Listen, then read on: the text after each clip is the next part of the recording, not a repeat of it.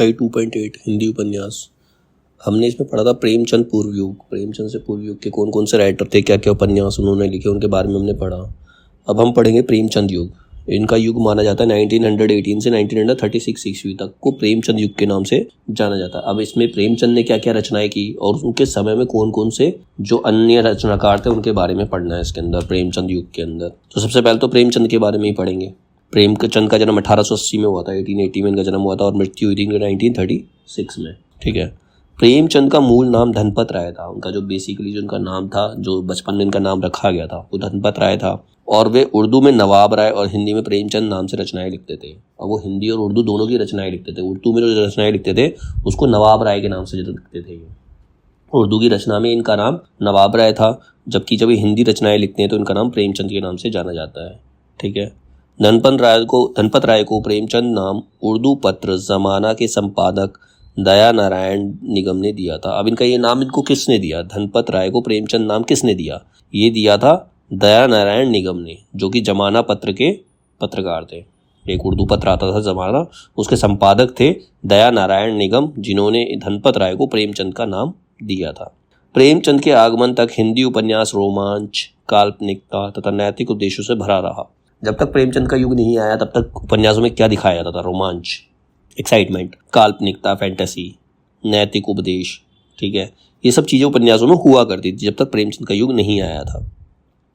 प्रेमचंद ने पहली बार उपन्यास परंपरा को सामाजिक यथार्थ से जोड़ा। उन्होंने पहली बार समाज की सच्चाई को दिखाने का प्रयास किया अपने उपन्यासों के अंदर, अपनी रचनाओं के अंदर। प्रेमचंद ने पहली बार समाज से जोड़ा उसको। प्रेमचंद ने लिखा है, मैं उपन्यास को मानव चरित्र का चित्र मात्र मानता हूँ। उपन्यास क्या है? मानव चरित्र का चित्र। एक मानव का क्या कैरेक्टर है, एक मनुष्य कैसे जिंदगी जीता है, अगर उसी की स्टोरी को हम देखें तो वही उपन्यास है। ठीक है। मानव चरित्र पर प्रकाश डालना और उनके रहस्यों को खोलना ही उपन्यास का मूल तत्व होता है। प्रेमचंद लिखते हैं, जो रचनाएं सिर्फ मनोरंजन के लिए होती है उनका महत्व दो कौड़ी का है। जो रचनाएं सिर्फ कॉमेडी के लिए उल्टी सीधी हरकतें करते हैं, ठीक है, कुछ भी जोक बोलते हैं उल्टे सीधे, वो सब बेकार की चीजें हैं। वो सिर्फ मनोरंजन के जो की उसका कोई अर्थ नहीं है। ठीक है। उससे कुछ फायदा नहीं होने वाला। ठीक है। तो ऐसी चीजें जो होती है वो दो कौड़ी की है, उनका कोई मूल्य नहीं है। प्रेमचंद को उपन्यास सम्राट की संज्ञा सुप्रसिद्ध बांग्ला कथाकार शरत चंद्र चट्टोपाध्याय द्वारा दी गई थी। प्रेमचंद को उपन्यास सम्राट माना किसने? ये जो उपाधि है ये किसने दी? एक बंगला कथाकार थे शरत चंद्र चट्टोपाध्याय, उन्होंने इनको उपन्यास सम्राट कहकर पुकारा प्रेमचंद को। प्रेमचंद ने अपने अधिकतर उपन्यास पहले उर्दू में लिखे, बाद में स्वयं उनका हिंदी रूपांतरण प्रस्तुत किया। मतलब पहले उन्होंने उर्दू के अंदर उपन्यास लिखे और बाद में उसको हिंदी में ट्रांसलेट करके भी लोगों के सामने प्रस्तुत किया। जो उर्दू नहीं जानते वो हिंदी में पढ़ सकते हैं।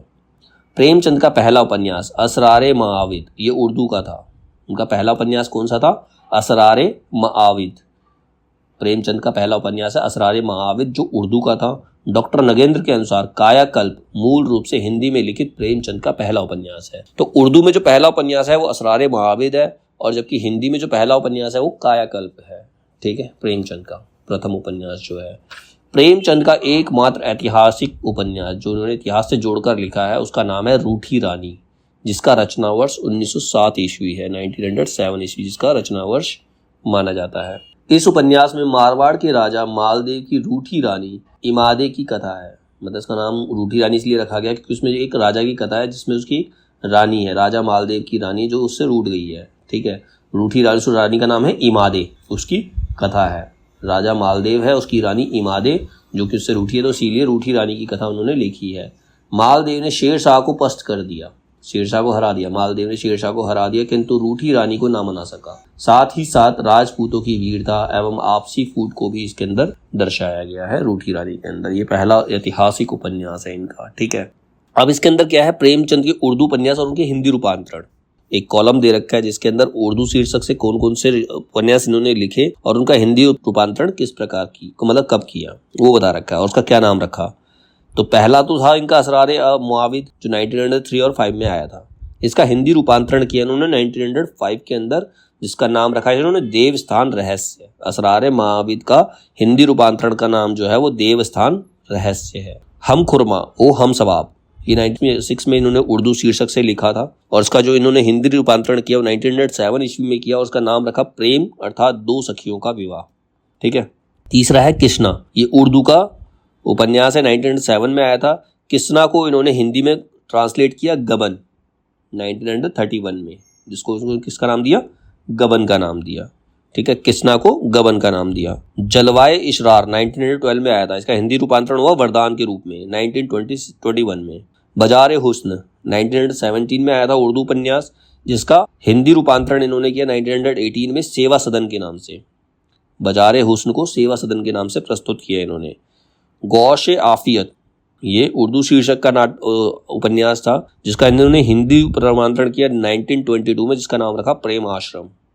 लास्ट है चौगान हस्ती। चौगान हस्ती उर्दू शीर्षक का उपन्यास है इनका, इसका हिंदी रूपांतरण इन्होंने 1925 में किया रंगभूमि के नाम से। तो असरारे माबिद का हिंदी नाम है देवस्थान रहस्य।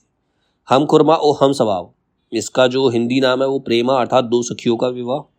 किसना का नाम गबन। जलवाए इशार वरदान के नाम से ट्रांसलेट किया इन्होंने। बाजार हुस्न सेवा सदन के नाम से ट्रांसलेट किया। गोश आफियत प्रेम आश्रम के नाम से ट्रांसलेट किया। चौगान हस्ती रंगभूमि के नाम से ट्रांसलेट किया। ठीक है, ये इनके कुछ उर्दू शीर्षक के उपन्यास जिनका इन्होंने खुद ही हिंदी रूपांतरण प्रस्तुत किया था एक अलग नाम से। ठीक है, तो हिंदी के नाम तो हमें पता ही है कि ये हिंदी के उपन्यास प्रेमचंद के हैं। देवस्थान रहस्य, प्रेमा, गबन, वरदान, सेवा सदन, प्रेम आश्रम, रंगभूमि। लेकिन ये उर्दू की ट्रांसलेशन है, जो उर्दू में उन्होंने उपन्यास लिखे थे उनको ट्रांसलेट करके इन्होंने हिंदी में लिखा है। ठीक है, अब है प्रेमचंद के उपन्यास। इसमें भी कॉलम दे रखा है, उपन्यास और वर्ष दे रखा है और उसकी विषय वस्तु क्या है। उपन्यास और उसके वर्ष, साथ में उसकी विषय वस्तु, वही जो हमने अभी पढ़े, जिनको इन्होंने उर्दू से हिंदी में ट्रांसलेट किया था। ठीक है, पहला था देवस्थान रहस्य, जिसको असरारे माविद है उर्दू में हुआ था 1995 में ट्रांसलेट किया था। अब देवस्थान रहस्य के अंदर इन्होंने विषय वस्तु क्या है, सब्जेक्ट क्या है उसका सब्जेक्ट है धार्मिक स्थानों में व्याप्त भ्रष्टाचार और पाखंड का चित्रण किया है इन्होंने। मतलब धार्मिक स्थानों में कौन कौन से भ्रष्टाचार और पाखंड हैं, देवस्थान रहस्य में यही बताया है। प्रेमा के अंदर क्या दिखाया है, विधवा विवाह की समस्या का चित्रण किया है और आर्य समाजी उत्साह के साथ विधवा विवाह का समर्थन किया है इन्होंने। मतलब पहले विधवाओं का दोबारा विवाह नहीं किया था, अब छोटी छोटी उम्र में बच्चों की शादी कर दी जाती थी। अगर उसका बचपन में ही पति मर गया तो वो पूरी उम्र शादी नहीं कर सकती थी, ये समस्या थी हमारे समाज के अंदर। तो उन्होंने विधवा विवाह का समर्थन करके इस समस्या को लोगों के सामने लेकर आया, उसका उन्होंने निवारण करने का प्रयास भी किया। फिर लिखा सेवा सदन। इसमें वैश्यावृत्ति की समस्या पर गंभीर विचार करते हुए उसके सामाजिक पक्ष की ओर अधिक ध्यान दिया गया है।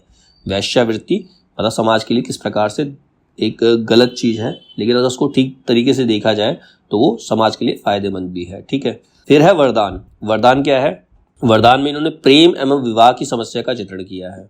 प्रेम आश्रम, इसमें ब्रिटिश शासन के अंतर्गत जमींदारों और किसानों के संबंधों का चित्रण किया है। रंगभूमि के अंदर नव विकसित पूंजीवाद, जो नया पूंजीवाद आया था आजादी के बाद, ये आजादी से पहले का, ये नया जब पूंजीवाद आया था 1925 में लिखा था रंगभूमि। तो जब नया पूंजीवाद आया तो उसमें भारतीय परंपरा के द्वंद्व को व्यापक फलक पर चित्रित किया है। मतलब हमारी भारतीय परंपरा उसमें खत्म होती जा रही थी, पूंजीवाद की वजह से हमारी भारतीय परंपरा खत्म हो रही है, उसको दिखाया है इसके अंदर। सामंतवाद, औद्योगिक पूंजीवाद, राजनीतिक एवं बौद्धिक वर्ग, प्रशासन तंत्र और उत्पीड़ित जनता का चित्रण इसके अंदर किया गया है रंगभूमि के अंदर। ठीक है, कायाकल्प के अंदर जमींदारी प्रथा का वर्णन किया गया है। इसमें जगदीशपुर की रियासत की रानी देवप्रिया की विलास लीलाओं और उनके पुनर्जन्म के अलौकिक चमत्कारों की कथा प्रस्तुत की गई है कायाकल्प के अंदर। ठीक है, निर्मला, इन्होंने उपन्यास लिखा 1927 में निर्मला, जिसमें दहेज एवं अनमेल विवाह की समस्या प्रस्तुत की है। अनमेल मतलब जो दूल्हा है वो बहुत उम्र का है और जो दुल्हन है बहुत छोटी है, अनमेल विवाह हो गया मतलब। ठीक है, कोई मेल नहीं जीवन में, तो समस्या को प्रस्तुत किया है निर्मला के अंदर। प्रतिज्ञा के अंदर प्रतिज्ञा थी 1929 में। इसमें प्रेमा अर्थात दो सखियों का विवाह को प्रस्तुत किया गया है, मतलब दो सखियों को साथ में रहने की इजाजत दी गई है। इसका नाम था प्रेमा प्रतिज्ञा। ठीक है, गबन 1931 में आया। कला की दृष्टि से इसे प्रेमचंद का प्रथम श्रेणी का उपन्यास माना जाता है। इसमें दिखावे और प्रदर्शन की प्रस्तुति तथा स्त्री की आभूषण प्रियता की त्रासदी का नाटकीय चित्रण हुआ है। इसमें देखा लोग दिखावे के लिए, लोगों के अंदर दिखावे की प्रवृत्ति है, लोगों को कुछ करना चाहते थे लेकिन लोगों को दिखाने के लिए, अपनी प्रेस्टीज, अपनी खुद की इज्जत बढ़ाने के लिए, ताकि लोग उनकी प्रशंसा करें।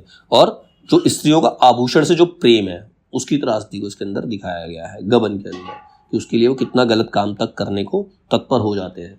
ठीक है, फिर है कर्म भूमि, ये 1932 में आया था। इसमें राष्ट्रव्यापी आर्थिक मंदी और महात्मा गांधी के नेतृत्व में चलने वाले स्वाधीनता आंदोलन का अंकन किया गया है। साथ ही इसमें अछूतों के सामाजिक जीवन में स्वीकृति का सवाल, मतलब अछूतों को लोग स्वीकार नहीं करते हैं, उसके बारे में इसके अंदर बताया गया है। सामाजिक राजनीतिक कार्यकलापों में स्त्रियों की भूमिका के सवालों पर गंभीरता से उठाया, मतलब सामाजिक राजनीतिक, पहले क्या था, आज़ादी से पहले जो औरतें थी सामाजिक और राजनीतिक कार्यों में पार्टिसिपेट नहीं कर सकती थी, उस पर सवाल उठाया गया, क्यों नहीं कर सकते। इस उपन्यास में शहरी क्रांति का नेतृत्व डॉक्टर शांति कुमार एवं सुखदा तथा ग्रामीण आंदोलन का नेतृत्व अमरकांत और आत्मानंद ने किया। इसमें 4 कैरेक्टर है, शांति कुमार और सुखदा जो शहरी क्रांति का नेतृत्व कर रहे हैं, और दूसरे हैं अमरकांत और आत्मानंद जो कि ग्रामीण आंदोलन का नेतृत्व करते हैं इस उपन्यास के अंदर। ठीक है, फिर आया इनका सबसे फेमस गोदान 1936 ईस्वी में। इसको तो पूरा सीरियल बना के भी दिखाया गया टीवी के ऊपर गोदान को। ठीक है, इसमें भारतीय ग्रामीण जीवन की हृदय विदारक प्रस्तुतियां एवं शहरी जीवन की झलकियां हैं। इसमें दिखाया गया कि गांव के लोग किस प्रकार से दुखी रहते हैं। जो मध्यवर्गीय परिवार है वो तो कितने ही परेशान है, वो उनको समाज से भी डर है, लोगों से भी डर है, मतलब वो अपने लिए नहीं जीते, दूसरों के लिए जीते कि दूसरों को बुरा लगेगा। तो इसमें वही दिखाया गया है। 7 छोटी एवं बड़ी कथाएं इसके अंदर हैं और भारतीय किसान की महागाथा होली के माध्यम से इसका चित्रण किया गया है। और उनका आखिरी उपन्यास था मंगलसूत्र 1936 जो कि अपूर्ण रह गया क्योंकि 1936 में इनकी मृत्यु हो गई थी। ठीक है, अब इनके बारे में डॉक्टर बच्चन सिंह ने प्रेम आश्रम को हिंदी का पहला राजनीतिक उपन्यास माना है। प्रेम आश्रम जो है हिंदी का पहला राजनीतिक उपन्यास है। पहला ऐतिहासिक उपन्यास कौन सा था? रूठी रानी। राजनीतिक उपन्यास कौन सा है? प्रेम आश्रम। ठीक है, उर्दू का पहला उपन्यास कौन सा है? असरारे मुआविद। हिंदी का पहला उपन्यास कौन सा है? कायाकल्प। ठीक है, 4 तरीके के आगे इसके अंदर। बच्चन सिंह लिखते हैं, महात्मा गांधी की कार्य प्रणाली, जीवन दर्शन और व्यक्तित्व के प्रति प्रेमचंद की अगाध श्रद्धा थी, मतलब महात्मा गांधी को बहुत ज्यादा मानते थे। प्रेम आश्रम गांधीवाद के प्रभाव में ही लिखा गया था। प्रेम के माध्यम से हृदय परिवर्तन द्वारा राम राज्य की स्थापना करना इनका ध्येय था। वो कहते हैं प्रेम के जरिए या अहिंसा के जरिए हम देश में राम राज्य ला सकते हैं, ताकि सब, राम राज्य का मतलब है सभी लोग एक दूसरे से प्रेम करें, एक दूसरे के भले के लिए काम करें। तो यही लाना उनका मुख्य उद्देश्य था। आंशिक रूप से यह बोल्शेविक क्रांति से भी प्रभावित है। इतिहास में बोल्शेविक पार्टी थी रूस के अंदर, ठीक है, उससे भी ये प्रभावित हुए थे। रंगभूमि को भारतीय जनजीवन का रंगमंच कहा गया है। अब जो रंगभूमि उपन्यास लिखा था ये भारतीय जीवन का रंगमंच, मतलब लोगों का जीवन जिस प्रकार से, लोगों का जीवन भी एक नाटक की तरह ही चलता है। कभी खुशी है, कभी गम है, मतलब सब चीजें। अगर तुम नाटक से अपने जीवन को रिलेट करने लगोगे तो तुम्हें लगेगा यही चीज सबके जीवन में ही चलती है सारी चीजें। जैसे गोदान है, गोदान के अंदर जो उनके अंदर चीजें हैं, वो समाज से डर रहे हैं, वो आज भी व्याप्त है हमारे समाज के अंदर। आज भी लोग दूसरों को दिखाने के लिए ज्यादा करते हैं, अपने लिए कम करते हैं। उनको ये लगता है कि दूसरे क्या कहेंगे। अगर कोई काम कर रहे हैं उन्हें डर ये रहता है कि दूसरे उनकी बेइज्जती करेंगे। ठीक है, तो वही चीज गोदान के अंदर भी दिखाई गई थी। तो ये जो इन्होंने रंगभूमि जो नाटक लिखा वो भारतीय जनजीवन का रंगमंच ही है। रंगभूमि को बच्चन सिंह ने गांधीवादी जीवन दर्शन का महाकाव्यात्मक उपन्यास कहा है। गबन के संदर्भ में बच्चन सिंह ने लिखा है, इसमें मध्यवर्ग की कमजोरियों का पर्दाफाश किया है। मध्यवर्ग की कमजोरियां क्या है? वो अपने बारे में नहीं सोचते, समाज के बारे में सोचते हैं। ठीक है, उन्हें बिरादरी से बाहर होने का डर रहता है कि लोग हमें बाहर कर देंगे, हमारे साथ बैठेंगे नहीं, हमारे साथ बात नहीं करेंगे हमारा। तो यही चीजें उसके अंदर दिखाया गया। जैसे उसके अंदर जब उसकी बेटी की जो हो रही है, उसकी बेटी का जब विवाह बिना दहेज के भी हो रहा होता है तो उसकी माँ क्या करती है? उधार लेकर दहेज देती है। वो अपनी इज्जत को नहीं खोना चाहते, कहते हमारी भी कुछ इज्जत है समाज के अंदर। तो वो चीज इसके अंदर दिखाई गई है। प्रेमचंद पर अपने उपन्यासों में विभिन्न समस्याओं का आदर्शवादी एवं कृत्रित समाधान प्रस्तुत करने का आरोप लगता रहा है। मतलब जो उन्होंने अपने उपन्यासों में समस्याएं दिखाई हैं तो लोग ये कहते हैं कि वो एक आदर्शवादी और कृत्रिम समाधान, मतलब वो ऐसा समाधान बताते हैं जो पॉसिबल नहीं है, लेकिन ऐसा नहीं है। ये आरोप उन पर लगता रहा है। प्रेमचंद के मूल्यांकन के क्रम में बच्चन सिंह ने लिखा है, प्रेमचंद के उपन्यासों के संबंध में जो विचार व्यक्त किए गए हैं वे प्राय एकांगी है, मतलब किसी एक पर्सन की सोच है। जो भी विचार, एक और वे दुनिया के सर्वश्रेष्ठ उपन्यासकारों की श्रेणी में रखे जाते हैं तो दूसरी ओर उन्हें द्वितीय श्रेणी का उपन्यासकार कहा भी जाता है। कोई उन्हें गांधीवादी सिद्ध करता है तो कोई मार्क्सवादी, कोई आदर्शवादी कहता है तो कोई यथार्थवादी, कोई उनके कथ्य को भारतीय कहता है तो को पाश्चात्य यानी कि अभारतीय। भिन्न भिन्न रंगीन चश्मों से चश्मे का रंग हावी हो जाता है, प्रेमचंद पीछे छूट जाते हैं। मतलब प्रेमचंद के बारे में हर पर्सन की राय अलग है और जितने लोग होते हैं उतनी राय होती है। तो इसीलिए इसमें हम अगर सबकी सुनेंगे तो प्रेमचंद के बारे में नहीं जान पाएंगे। फिर गोपाल राय ने लिखा है, प्रेमचंद ने समकालीन मध्य वर्गीय समाज को जो अनेक प्रकार से अंतर विरोधों, तर्कहीन सामाजिक मान्यताओं तथा परंपरागत रूढ़ नैतिक धारणाओं से ग्रस्त था, आलोचनात्मक दृष्टि से देखा। प्रेमचंद ने उसको आलोचनात्मक मतलब उसको समाधान, उसके लिए समाधान खोजने का उन्होंने प्रयास किया उनका अध्ययन विश्लेषण किया, पढ़ा कि आखिर दिक्कत है क्या, कहाँ है दिक्कत, तथा उसे अपने कथा संसार से के माध्यम से प्रस्तुत किया और अपनी कथा के माध्यम से लोगों के सामने प्रस्तुत भी किया ताकि लोग पढ़ें और समझें कि उनकी प्रॉब्लम क्या है, उनकी कमजोरियां क्या है, ताकि उससे बाहर आ सके। ठीक है। प्रेमचंद ने कथा प्रस्तुति की दृश्यात्मक परिदृश्यात्मक प्रविधि को अपने उपन्यासों में विशेषकर गोधान में शिखर तक पहुंचा दिया। मतलब उन्होंने इस प्रकार से उपन्यास लिखे हैं कि अगर कोई उनको पढ़ने लगेगा तो ऐसे लगेगा कि सामने पिक्चर चल रही है, वो सारे सीन सामने चल रहे हैं। इस प्रकार की शैली में उन्होंने लिखा। ठीक है।